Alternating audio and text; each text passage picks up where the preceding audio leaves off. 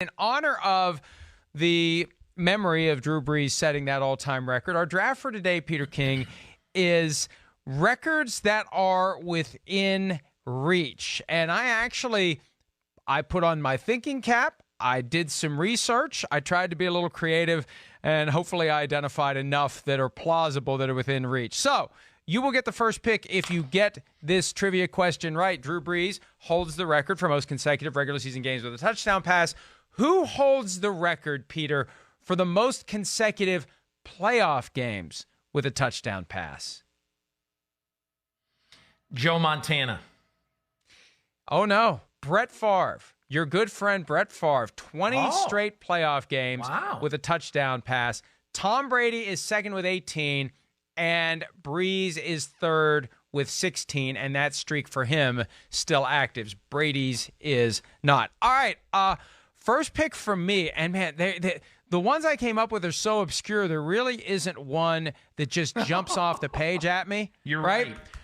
I'm going to go, though, with the all-time passing yards record, because right now Drew Brees has it at 77,416. Brady has 74,571. And so by next year, if Brees isn't playing and Taysom Hill is the quarterback of the Saints and Brady plays a second season with the Buccaneers, that's Brady's shot to eclipse Drew Brees and retire as the all-time passing yardage leader. You know, I like that one, Mike. I think, though, how much is he ahead of him now? Like 3,000? Something just like under that? 3,000. 2,900. Yeah. I was going to say that, you know, when I was looking over a few of these, I thought of that. But, I think Brees is going to throw for, I don't know, whatever, 4,700 yards. And if he does, you know, he's gonna lengthen that lead this year. So if Brady plays next year, and look, Bruce Arians believes, Mike, that Tom Brady is not playing 2 more years; he's playing 3. And so, so I think you're probably right. I just wonder if he only plays 2 more, and Brees puts the record out so big, and so if he gets such a big lead after this year, will Brady be able to catch him next year? We'll see. Okay, the one I'm going to take is a little bit obscure, and that is the all-time passer rating record. As of now, Russell Wilson trails Aaron Rodgers by 1.2 points. Rodgers is 102.4. Wilson's 101.2. The reason why I think Rodgers is vulnerable in this area is that not only is Russell Wilson going to play another 10 years at a very efficient, low interception level, also, Aaron Rodgers, 4 of his last 5 seasons, his rating's been under 98. So he is trending a little bit in this direction, and Russell Wilson is basically flatlining. And so I think Wilson's going to end up 102, 103 for his career, and that'll be ahead of Aaron Rodgers on that list. Yeah, I like that one. And with the passer ratings generally trending higher and higher and higher, that would seem to give Russell Wilson a better chance as well, just because all of the great quarterbacks are more efficient and generating those better numbers than they used to be. All right, next one for me. And I'm gonna rattle off all the obscure ones I found at some point. This one isn't all that obscure though. The all-time receptions record. Jerry Rice has 1,549. And lo and behold, Larry Fitzgerald has 1,378. He's 171 behind Rice. That is, if he plays 2 more years, 85 one year, 86 the next to get there. He had 75 last year in Kyler Murray's first season.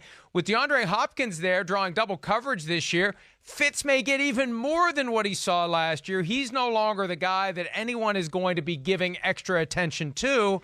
The question is, how much more gas does he have in the tank? It's felt like he's going to retire the last 5 years, but he just keeps going and going and going. And you wake up one day and you look at his numbers and you say, holy crap, he actually has a chance to break a record that we thought would never be broken. Yeah, you know what, Mike? I have asked Jerry Rice. I've asked Larry Fitzgerald about that a lot over the years. I asked him last year, and he said the same thing. He said, look, that that record belongs to the GOAT. There's no chance I'm going to touch that record. Well, at the end of this year, if it's a normal NFL season, if it's not coronavirus shortened, Larry Fitzgerald is going to be 75 catches away from Jerry Rice. Now, look, and everybody says, well, how can you say that he's going to have 75 or 80 catches this year? DeAndre Hopkins is on the team, blah, blah, blah, all this other stuff. Look, Larry Fitzgerald doesn't get hurt. Kyler Murray loves him. Larry Fitzgerald is the leader of the team. He runs perfect routes, perfect. And to me, no matter how great DeAndre Hopkins is for that team, no matter how great Kirk and the young receivers are on that team, Larry Fitzgerald's going to get his catches.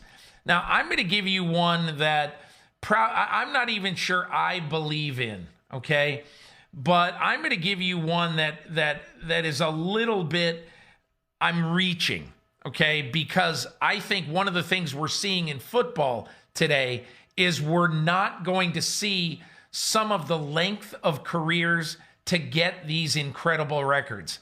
But I think there is a legitimate chance in if he plays 6 or 7 years and he plays at the level that he has, that Julio Jones can catch Jerry Rice on the all-time yardage list. Now, again, he'd have to probably play 7 productive years. Can he do that? Will he want to do that? He certainly will be with a quarterback who's going to allow him to do that in Matt Ryan, because they're going to fill the air with footballs. But right now, he's about 10,000 yards, 10,600 yards behind Jerry Rice. I'm not saying it's probable, but I'm saying when I look at modern players, okay, who have the ability to do great things by extending their careers, sign me up for Julio Jones. And, on that point, I agree with you. I looked at that record, and I also looked at the all-time receiving touchdowns record. That's one that is not going to be touched anytime soon. There's no one active who has a snowball's chance in hell of catching Jerry Rice's 190 or somewhere between 190 and 200, whatever it is. No one is on track. No one's on pace. No one's even remotely close. That's not happening. One more from me. The all-time sacks record, not sacks made, sacks absorbed, Peter. The all-time record for sacks taken currently is held by, it's a record. Absorbed. Brett Favre has 525 for his career. Ben Roethlisberger is second all-time with 503. He's only 22 behind. Ben, if you really focus, if you really apply yourself, you can do it. I believe in you, Ben, that you can get to 526. I believe in you, Ben. Hey, look, my last one, it's not going to be for any leader of the pack thing, but I believe that Terrell Suggs is going to break into the top 5 of the all-time sack list. He needs right now 11 to be able to do, or 12 rather, to be able to do that. And I think he's got the kind of body where he's going to play 1 or 2 more years. Not that he's playing for a number, but I do think he's got the kind of body that is in such good shape. When he went to the Chiefs last year, at the end of the year, Andy Reid and others just marveled at him, how he was an elastic man, how he looked like he was 22 years old. So I say Suggs breaks into the top 5, but I'm sorry, Terrell Suggs, you are 61 away from Bruce Smith. You won't be catching Bruce Smith until you play about 5 more years than Tom Brady. Yeah, and you know what? Von Miller told you last year that he wants to catch Bruce Smith, but he had a very non-Von Miller year last season. He's still got 94 to go to tie Bruce Smith, and Von Miller's on the wrong side of 30. All right, quick break. But before we get there, a couple of others that they caught my eye and they were worthy of mention. Records that are within reach. All-time game-winning drives. Peyton Manning has 54. Drew Brees currently has 50. All-time pick sixes. Brett Favre, what a shock, has 31. Drew Brees has 27. Phillip Rivers has 24. Matthew Stafford has 20. That record's within reach. All-time extra points made. If Adam Vinatieri keeps going, he's got 874. He could maybe eventually catch George Blanda with 943. And last but not least, the all-time two-point conversions record. Marshall Faulk has 7. And, drum roll please, big trusts, Mark Ingram has 5. He can catch Marshall Faulk. Hi, I'm Mike Tirico, and thanks for watching. Make sure to hit subscribe for the latest news and highlights from NBC Sports.